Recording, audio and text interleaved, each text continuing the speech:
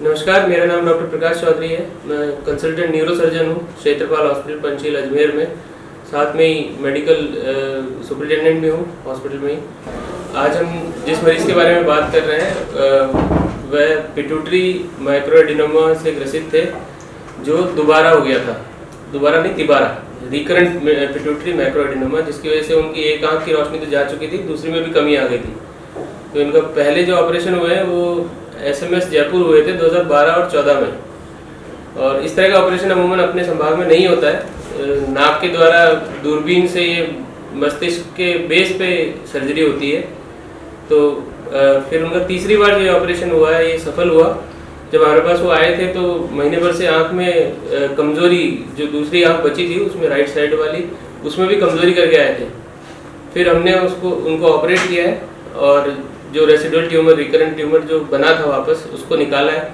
उससे लगभग तीसरे दिन उनकी रोशनी वापस आना शुरू हो गई थी और कंप्लीट रिकवरी हो गई थी राइट आई में। एक आंख में उनका पहले विजन लॉस था और अब पेशेंट बिल्कुल ठीक है। इस तरह के ट्यूमर अनुवांशिक ही नहीं होते, रैंडम ट्यूमर होते हैं, किसी को भी हो सकते हैं। 1 लाख में 8 से 10 केस होने की संभावना होती है इनकी। इसमें मेनली जो शुरुआती लक्षण है वो आँखों में रोशनी की कमी या फिर टेढ़ापन आँखों का होता है। और धीरे धीरे जब बीमारी बढ़ती है तो हार्मोन इम्बैलेंस भी करता है शरीर में। तीसरी बार भी हो सकता है, अगर रेसिडुअल पहले ट्यूमर बच गया हो, जैसे ऑपरेट किया और उसमें कुछ अंश बच गए हो, तो फिर वापस ग्रो कर जाते हैं। बहुत धीरे बढ़ने वाला ट्यूमर है, मगर जितनी बार ये होता है ऑपरेट, उतनी बार गंभीरता बढ़ती है और दोबारा होने के चांसेस भी बढ़ते हैं और कोलेटरल डैमेज ज़्यादा होता है। तो मेरे मिलने का समय सोमवार से शनिवार डेली 10 से 5 है और इमरजेंसी में हम 24 घंटे 7 दिन अवेलेबल है। मैं रमेश सिंह गुजराती, निवासी पिसावन, जिला अजमेर, यहाँ क्षेत्रपाल हॉस्पिटल के अंदर पिट्यूटरी एडिनोमा का ऑपरेशन करवाया।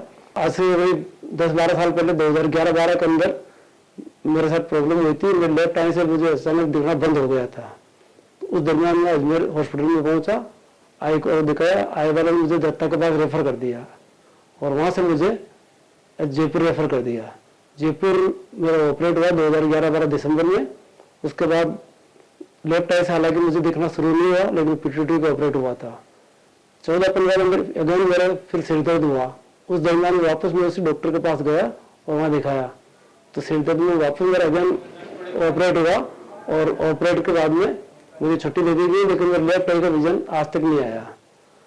अभी नवंबर के बाद में अचानक मुझे 16 या 17 तारीख को सिर दर्द हुआ और राइट आई से दिखना बंद हो गया।